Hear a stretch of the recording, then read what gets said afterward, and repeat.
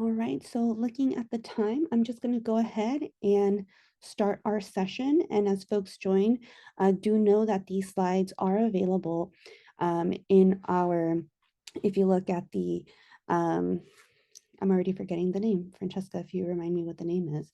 But they are available through the Connecting California website if you'd like to download them for yourself. Yes, you can find them in the exhibit where they have the booths. And we are breakout session 12, so the slides will be found there. So this session is called Supporting Charter School Success, Direct Technical Assistance in Action. So with me today, I have my team. I, of course, am Rocio Gonzalez Frausto. I'm a senior advisor for the Teaching, Learning, and Leading Center. We also have Francesca Sonayoma, a senior specialist, again at the Teaching, Learning, and Leading Center.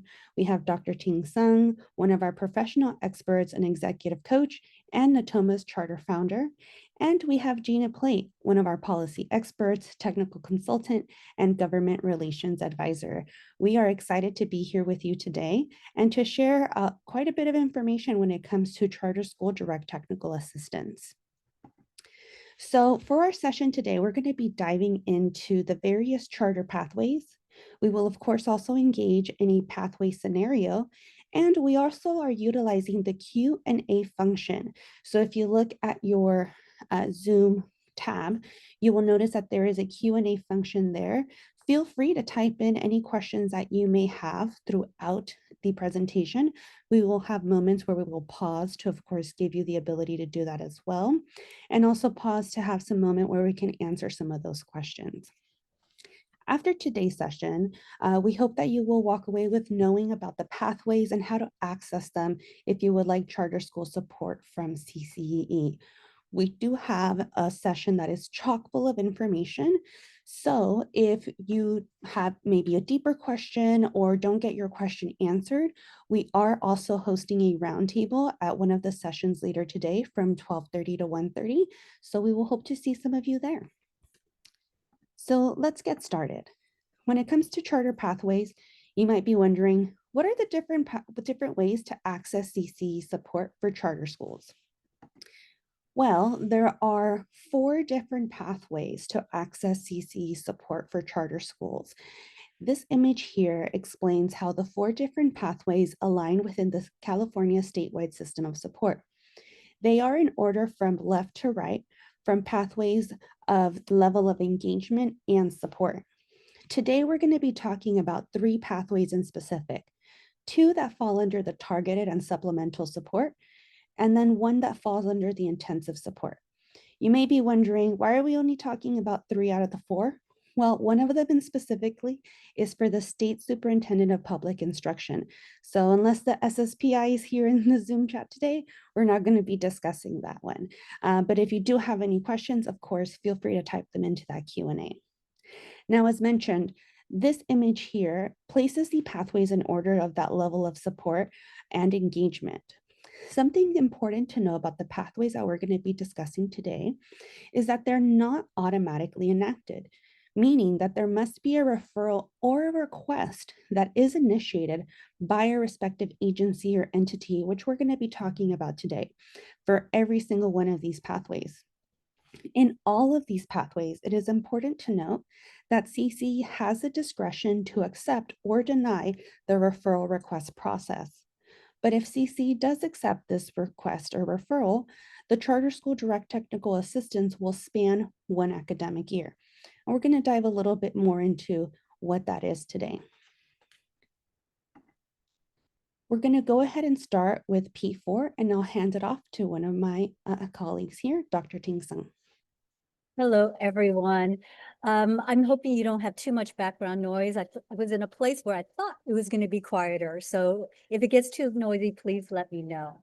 All right, so we're going to start with pathway 4 because this pathway is actually the least intense of the other pathways. In that, pathway 4 is an avenue for proactive intervention and collaboration without requiring state level approvals.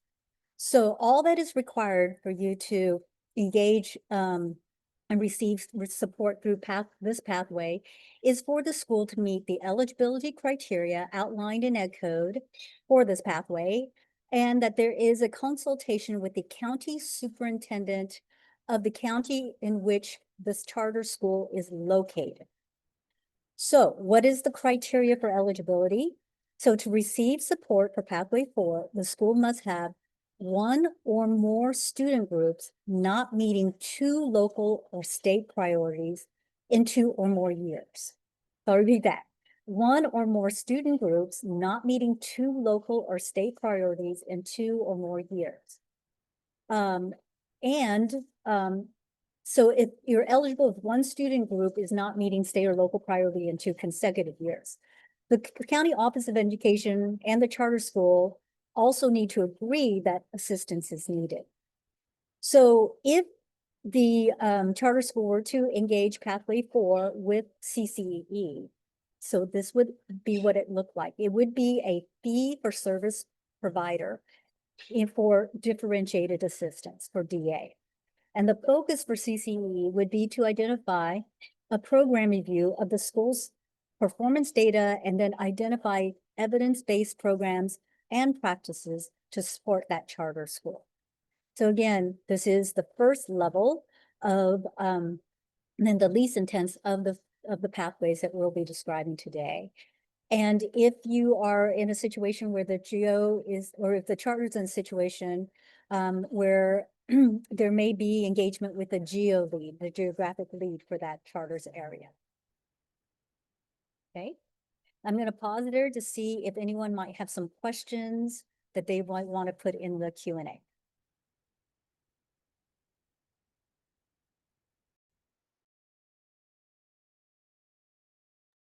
Seeing none, I think we'll move on.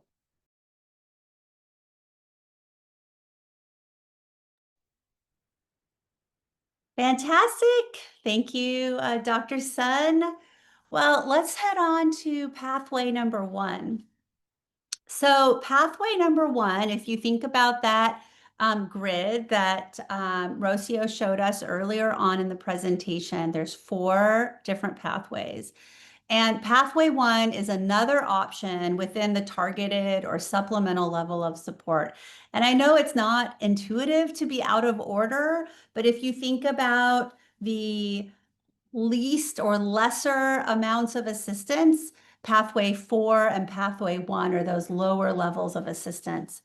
So this pathway applies to those charter schools that have had 1 or more student groups not meeting 2 local or 2 state priorities for 2 or more years on the dashboard. So again, 1 or more student groups not meeting 2 local or state priorities for 2 or more years. And in this particular pathway, the charter school has received some assistance from the County Office of Ed already, and the county superintendent can then decide, based on your ongoing performance, they can refer you to the CCEE for support after providing that technical assistance and with the approval from the geographic lead agency. So you're going to work with your county, you're going to receive support in the areas in which you qualify, but then if you qualify again for 1 or more student groups not meeting 2 or more, 2 local or 2 state priorities for 2 or more years, that local superintendent can refer you to the CCEE. I think I'll stop there. I know that this is, for those of you that are hearing this for the first time, I know it's a lot of information, and so maybe I'll stop there and see if there's any questions. And again, this is for pathway 1.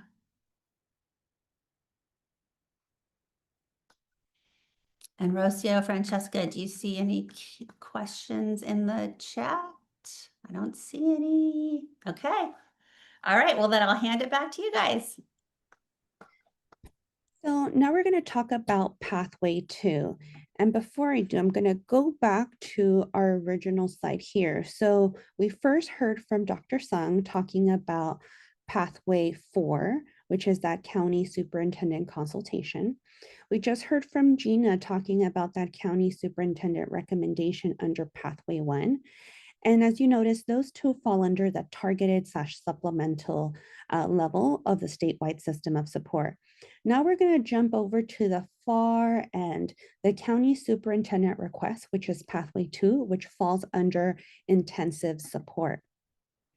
Now, when we're talking about Pathway 2, that county superintendent support, a county superintendent may directly refer a charter school to CCEE if the charter school has 3 or more student groups that are failing to meet 2 or more LCFF priorities for 3 out of 4 consecutive years. As you probably noticed, compared to Pathway 4 and Pathway 1, these are more student groups and more years that this charter school is having identification for. So you can see that gradual increase. One of the other things to note is that unlike Pathway 1, this referral requires a consultation from the State Superintendent of Public Instruction and approval from the State Board of Ed before any CCE support can actually begin. Now, this pathway is outlined under Ed Code 47607.3, Section C. Now, you might wonder why this level ensures a higher level of state oversight, in this case where there's multiple student groups for multiple consecutive years. And that's because this pathway is the only pathway where a charter school may have a negative consequence that comes out of it. Now, the focus of this pathway, as you also notice, is a little bit different than the others. It adds that we advise and assist a charter school in achieving their LCAP goals by facilitating continuous improvement. So there are little differences, as you notice, from each pathway that we've talked about so far. Something that I also want to note is based on the eligibility of a charter school, for example, this one having 3 or more student groups not meeting 2 or more LCFF priorities for 3 out of 4 of those consecutive years, that means that a charter school that is eligible under Pathway 2 criteria is also eligible under Pathway 1 criteria and Pathway 4 criteria, meaning that a charter school and its county superintendent actually has a series of options of pathways that they can elect from if they do want to reach out to receive request from or receive support from CCE for direct technical assistance. Now, I know, again, we've shared quite a bit of information so far. So we're going to take a moment here to pause to see if there's any questions on the pathways. And if we know we've gotten a few so far, we have gone ahead and answered those back in that Q&A feature. But if there's any that you still have a little bit more questions on or a little bit more wonderings on, just feel free to type it into that Q&A. Before we move on to our next portion, which is our scenario.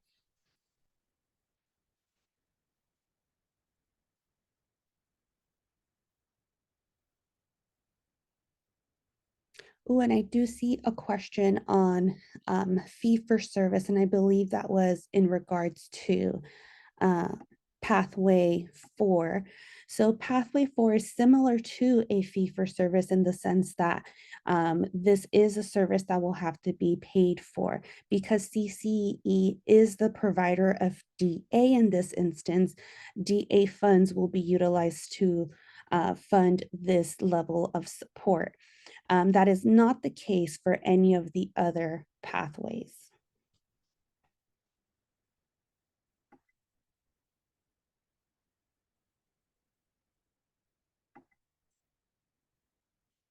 All right, and seeing no questions coming in, we will go ahead and jump into our scenario. So you might be wondering again, this is a lot of information, a whole lot of different pathways. How does it work? So let's pretend that we have the scenario going on. So we have XYZ, County Office of Education, that is designated as oversight for 123 Charter School, a Central Valley charter, which was authorized by SBE. Due to COVID delays, the charter school will be up for renewal in June 2027. The school consistently underperforms in both ELA and math, with large disparities in students with disabilities, EL, and Hispanic student groups, which are read in the dashboard. The charter school has high chronic absenteeism numbers among each of these student groups.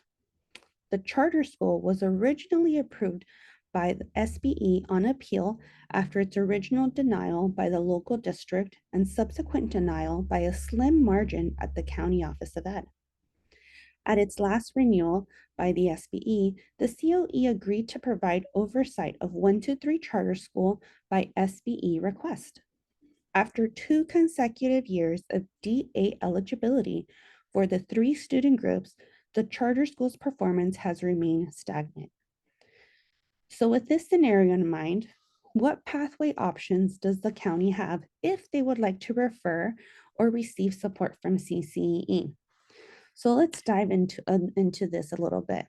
We notice that there are 3 student groups identified: students with disabilities, EL, and Hispanic youth.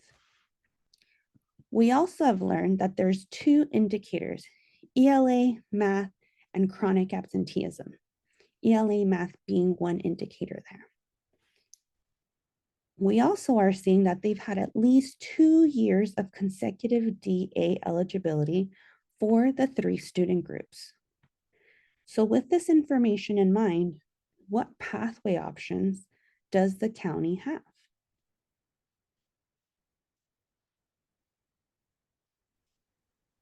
So, Rocio, I would say that this charter school scenario would be eligible for pathway 4, county superintendent consultation. Yeah, And yeah, because they have at least 1 or more student groups that are not meeting 2 or local state priorities in 2 or more years. So because that charter school has had 2 consecutive years of DA, we know at minimum they have 2 years, really 3 years of data there that they're getting for.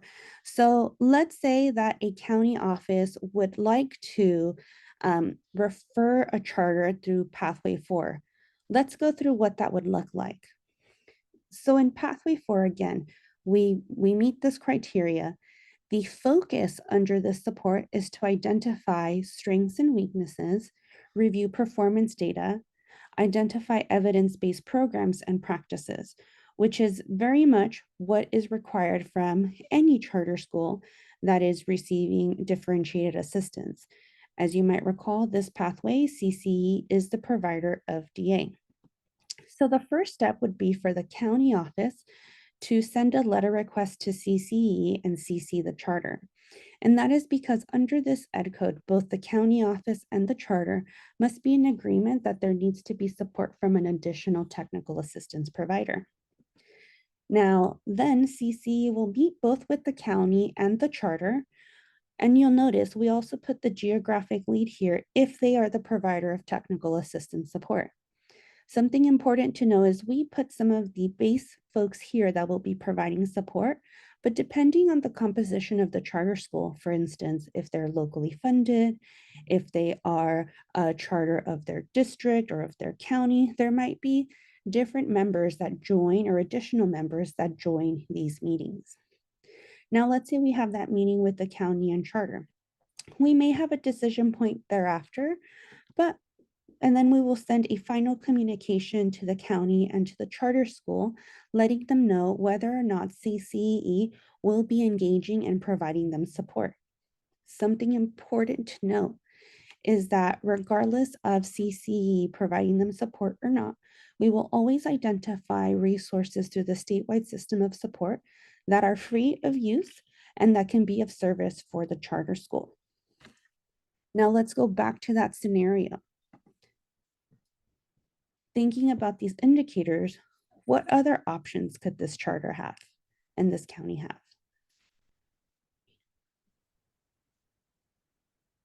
Rocio, it seems like maybe they would qualify for Pathway 1. Definitely, because Pathway 1, as we think about Pathway 1, again, they have 1 or more student groups not meeting, and they have already received technical assistance. Because in our scenario, that charter school has been eligible for 2 years of technical assistance, one can safely assume that they've already been receiving technical assistance from their county office or their geographic lead.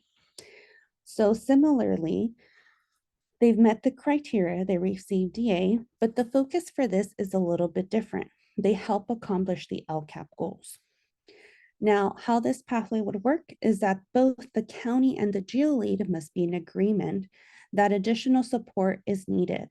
Hence, the county and the geo will write a letter requesting to CCE and CC the charter. We would then meet with the county and the geographic lead to understand what their needs are and possibly come to a decision point. If not, we will also be meeting with the charter executive director and the board chair of that charter to learn a little bit more from the charter school about their areas of need and what the supports could look like. We would then have our decision point and have that final communication to the county, geo, and charter school. And again, if CCE does not engage in support, we will regardless identify resources that are available through the statewide system of support that can be of help to the charter school in this scenario. Now, going back to our scenario, and this one's probably the trickiest one, they actually are also eligible for Pathway 2.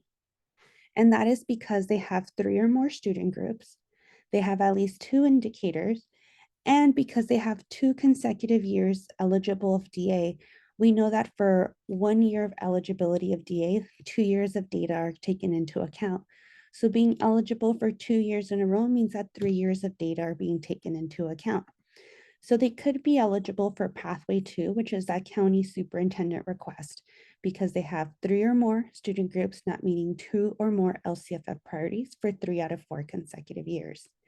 Now, the first time that some charter schools became eligible for this level of support was in last year's California dashboard release.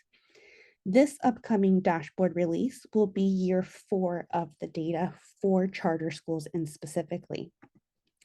Now, let's see if a charter school or a county office, of course, would like to engage through Pathway 2. They, of course, need to meet the criteria. And very similarly, or actually differently, the CC focus is to advise and assist in achieving LCAP goals by facilitating continuous improvement. You'll notice that between Pathway 1 and Pathway 2, that facilitating continuous improvement is not included in that first pathway, but is noted in Ed Code under Pathway 2. Now for this pathway, we will start with the county request to CCE, which will CC the State Superintendent of Public Instruction, the State Board of Ed, and the charter school. CCE will then meet with the county office, whoever might have been the technical assistance provider if it wasn't the county office, and of course, CCE. We may have a possible decision point afterwards, but if not, we of course will be meeting with the charter school executive director and board chair. Again, another possible decision point may come after, which really will include, again, that consultation of the State Superintendent of Public Instruction and approval from the State Board of Ed. These are 2 items that are written in Ed Code that must occur before anything moves forward. Based on this outcome, a final communication will be sent to the County Office of Ed and the charter school, letting them know whether or not CCE will be providing the charter school with direct technical assistance support. Again, similar to the other pathways, if CCE does not engage in support, we will be providing access to resources through the statewide system of support or resources that the charter school can access that will help meet their need. I'm going to take a moment and pause right there because I know we've shared a whole lot of information and I'm sure there's probably some additional questions that maybe have come in. So I'll pause right here and I'm going to take a look at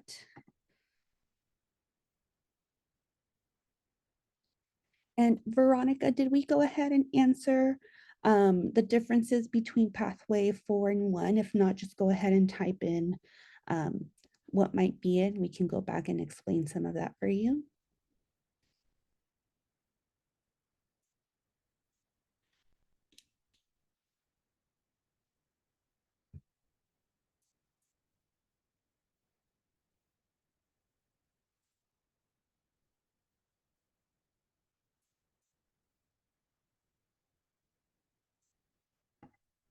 Oh, we did. Thank you. All right, not seeing any more questions coming in at this moment. I will go ahead, hand it off to Francesca Sonoyama, who will highlight some of the great resources that we have available. And I'll go ahead and stop sharing, right, Francesca? Oh, you could keep sharing. Thank you. Hi, everybody. Our team is very excited to be able to share our website. As you can see here, the website address is there. And on there, you will find a great wealth of information, especially in our FAQ section. So as you scroll through there, you'll see the options for different sections in the FAQ. And drop down answers, and also a printable PDF. So in the FAQ, it's sectioned out in 5 various sections, and they are CCEE and key partners role, eligibility, pathways, transition to DTA, impact, duration, outcomes of DTA, and lastly, implementation and delivery of support. So we went over a lot of great information, the eligibility, the pathways, and there are a lot of things in the FAQs that we highly recommend that you check out because more clarity can come just by perusing that. Lastly, in case you don't remember all the nuances of the pathways, but you want to know what your charter school is eligible for, we have a convenient and easy tool at the very end of the Charter DTA webpage. If you simply scroll down and you type in your charter school name, the eligibility pathways to choose from will appear in that tool. So that is just a wonderful way to clearly see what pathways your school may be eligible for. But remember that these pathways are not automatically enacted and that CCEE has the discretion to accept or deny the referral request. So we are excited to share that with you. We've been working really hard on it. And with that, I'll turn the time back to Rocio. So we're going to open it up again to questions that may come up. Of course, you can always feel free to email us or see us at the roundtable this afternoon from 12:30 to 1:30. We do know that there are some questions that, some of you may be thinking of, such as, will charter schools receive extra funding under direct technical assistance? And the answer is no. There is no additional funding that is provided to charter schools if they engage in direct technical assistance. And again, to highlight that pathway 4, CCE is a provider of that technical assistance. So CCE will receive funds of the DA funds that are provided to support charter schools in that. Rocio, I do have a question. So as I had mentioned, if I am a charter school and I type into the tool on the website, my charter name, and multiple pathways pop up, how do I know which one I should choose? That's a great question, Francesca. So something important to note is, what is the focus underneath each of the pathways?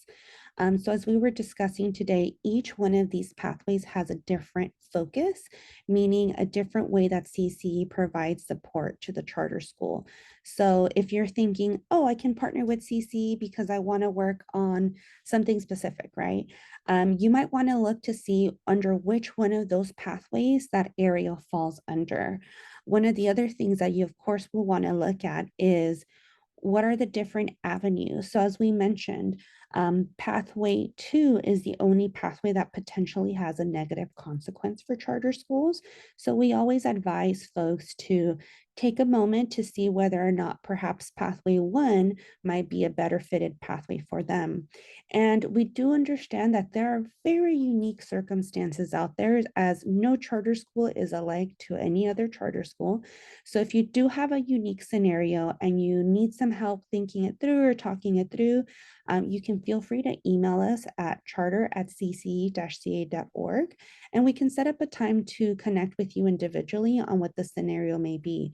As we know, there are so many different, from independent, dependent, DOS schools, and even within those three, there's just so much variation. So feel free, we are here to provide you some support to even figuring out, if you want to reach out support, what might be the best pathway for you.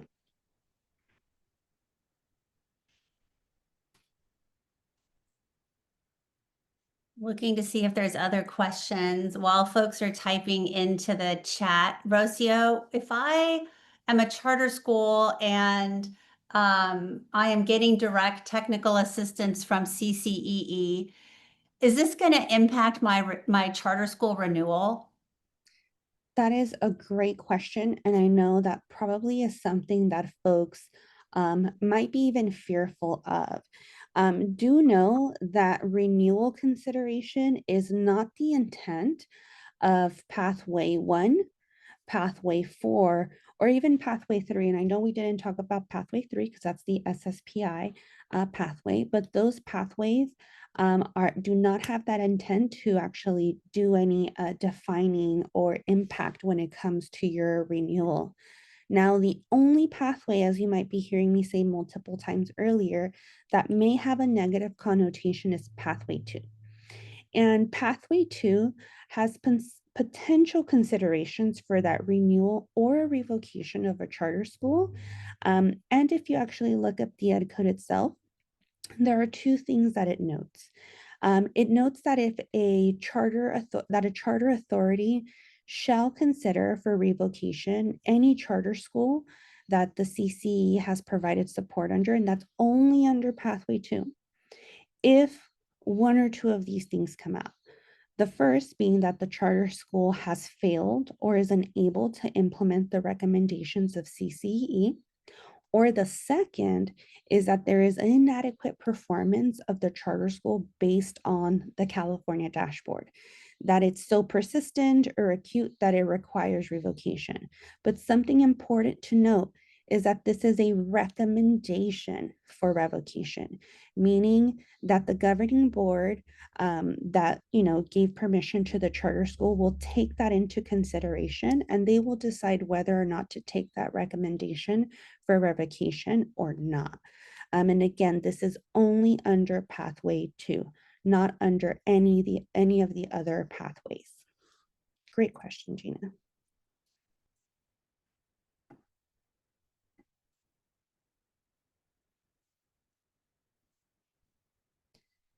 Now, I know some folks might be wondering, because I mentioned it earlier, are charters who have DOS identification eligible to receive DTA? And yes, charters that are designated as DOS can be eligible for direct technical assistance. And similarly, a DOS charter school is referred to CCE through one of those 4 pathways. As you all know, charter schools that are DOS do have their own locally developed metrics that will be utilized alongside the state board dashboard metrics in the context of DA and direct technical assistance that is either provided, of course, by their county office or CCE. So there are, of course, some additional layers that go into that. And again, as we mentioned, we understand that every single situation is unique. So by all means, if you have a DOS charter school and you're wondering about this, feel free to either come to the roundtable this afternoon or to email us at the charter@cce-ca.org email that you see on the web right now.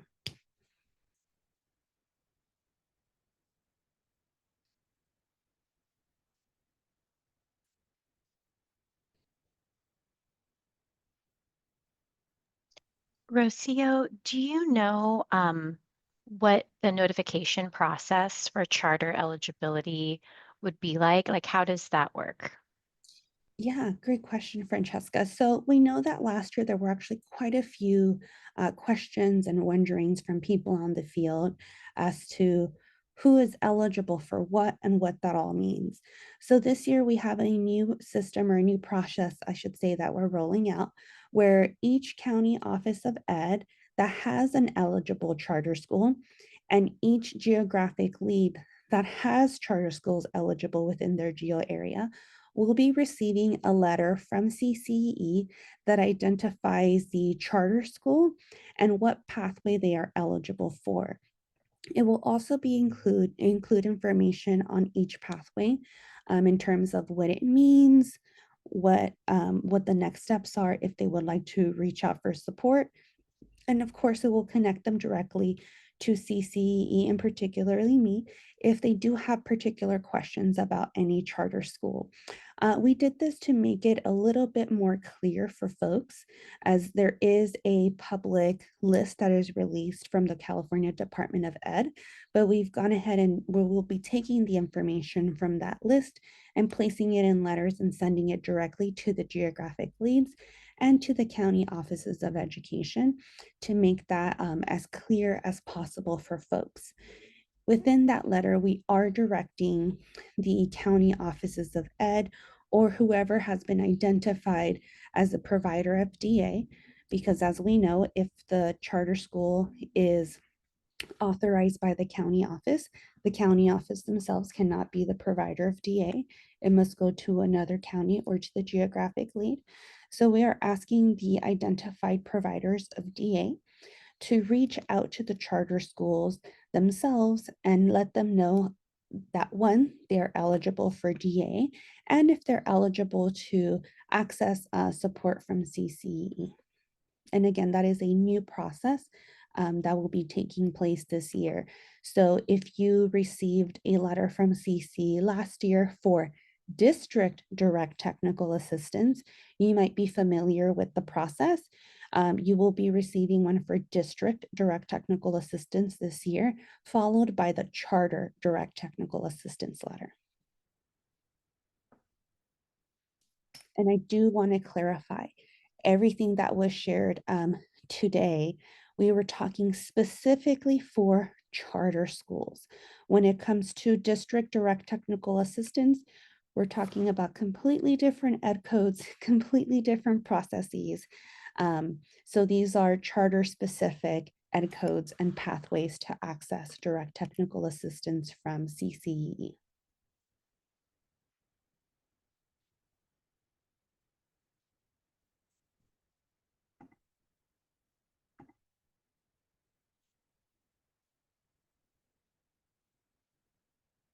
Oh, thank you, Francesca, for answering that question on the chat real quick for folks. And yes, as a reminder for folks, the slides are located inside the Connect California website in our booth. And you can find all the information that we also shared today located on the web page that Francesca shared earlier. And I'll go ahead and click back to that real quick. So if you visit our Charter Direct Technical Assistance webpage, you will find a plethora of resources there, including a growing charter FAQ that is, of course, divided amongst 5 different sections. And based on questions that we receive from folks in the field, such as yourself, we will continue to update that FAQ to keep providing more clarity to the field. And for the folks that just joined us, do know that if you go to our Charter Direct Technical Assistance webpage and scroll all the way to the bottom, we've developed a tool on there that will allow you to simply type the name of the charter that you're thinking about, and it will let you know what pathways your charter school may be eligible for. Please note that currently it's based on last year's California dashboard. Once the upcoming dashboard is released, that tool will be updated, so you will see the 2025 identification on there.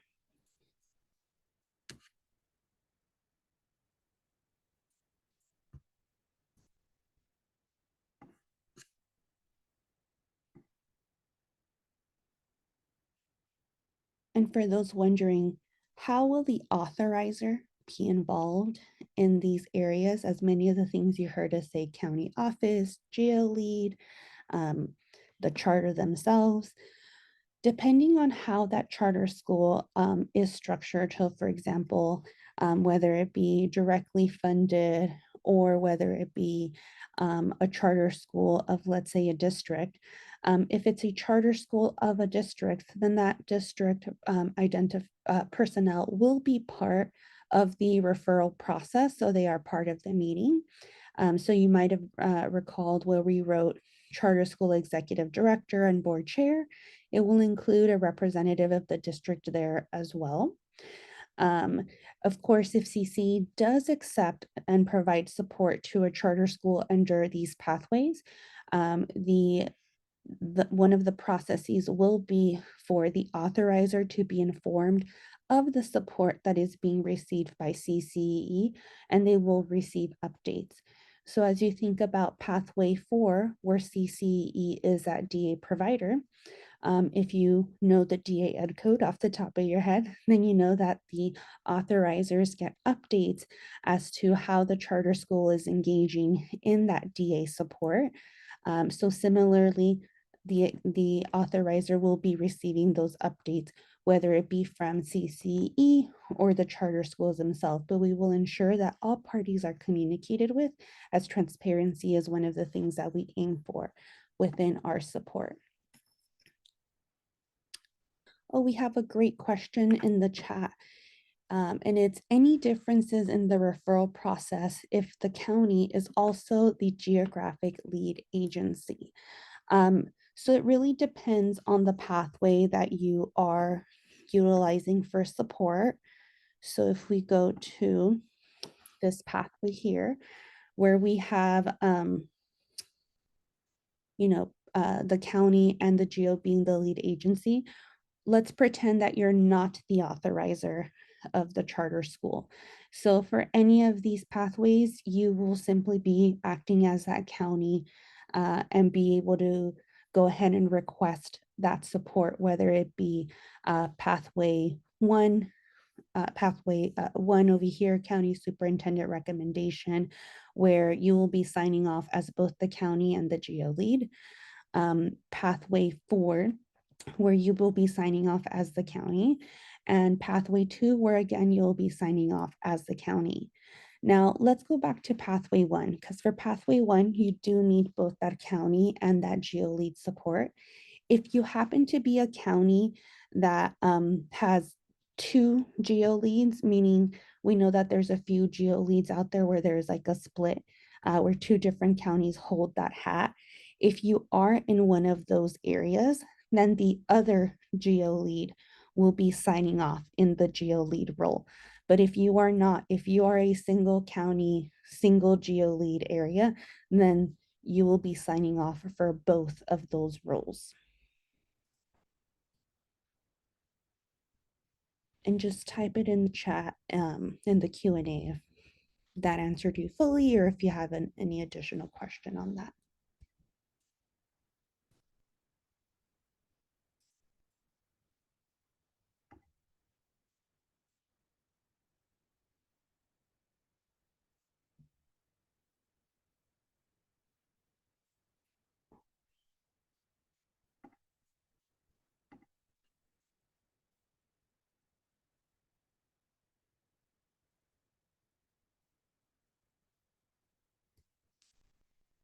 Now, I know some of you may be wondering, as we're looking at these 4 pathways spanned over targeted and supplemental and intensive support, you might be wondering, does DTA eligibility mean that the charter is in a new level of support?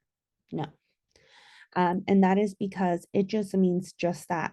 They are eligible. They have received eligibility. It all depends whether or not CC goes ahead and accepts that request or referral. And even then, depending on the level of the request, so for instance, pathway 4 and pathway 1, they will still be in that targeted / supplemental level of support, which most likely was the level of support they were in beforehand, because pathway 4 is that DA technical assistance level of support. Unless they are being referred by the SSPI. Or, of course, if you're headed towards pathway 2 and CC says yes for either one of these two, then that does mean that they are in a additional level of support, because these two fall under the intensive level of support. But again, that is only if CCE does accept the request or referral to engage in support. And as we know, pathway 2 has a few more folks aside from the county office. We do need to consult with the SSPI and receive approval from the State Board of Ed. So again, just to recap, the answer is no. In short, it really depends whether or not CC engages in that level of support.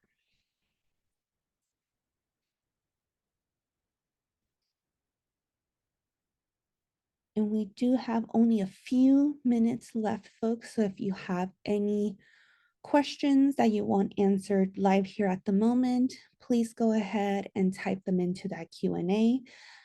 If you want to have a more free-flowing conversation, again, we will be having our roundtable for those deeper discussions where we can engage in a little bit more in that smaller group setting. I believe seats are limited. I'm forgetting the exact amount, so it's not unlimited seats. It is a first come, first serve, and that will be from 12:30 from 1:30. And we will be there to answer any specific questions or to dive even deeper into any of the questions that you may have answered.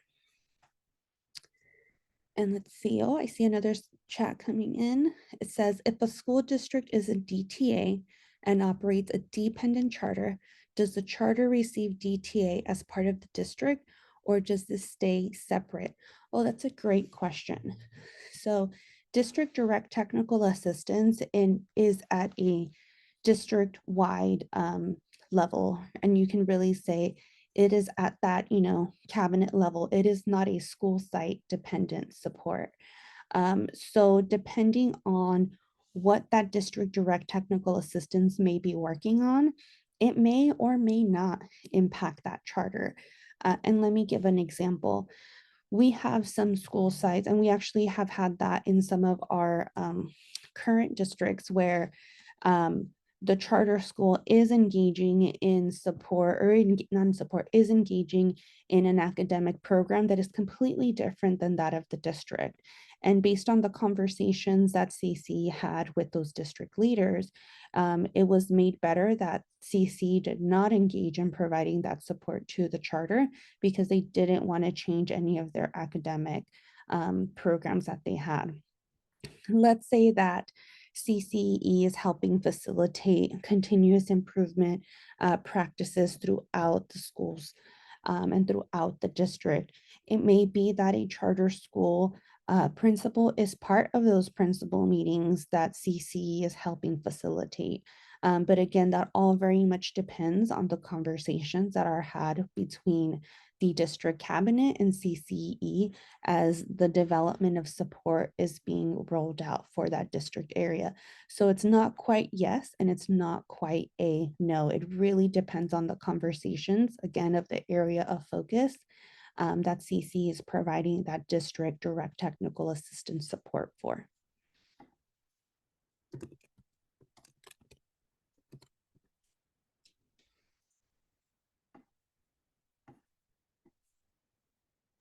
So Rocio, we are at time with this, so I'd like to invite any further questions to the breakout session. And Rocio, any last words before we send people off to the main room again? Just thank you for everyone's time and interest, and of course, learning and hearing more about charter school direct technical assistance. Again, we'll have that roundtable later, or if you're unable to make it, feel free to email us and we can set up an individual time to walk through any of your individual scenarios. And just again, thank you.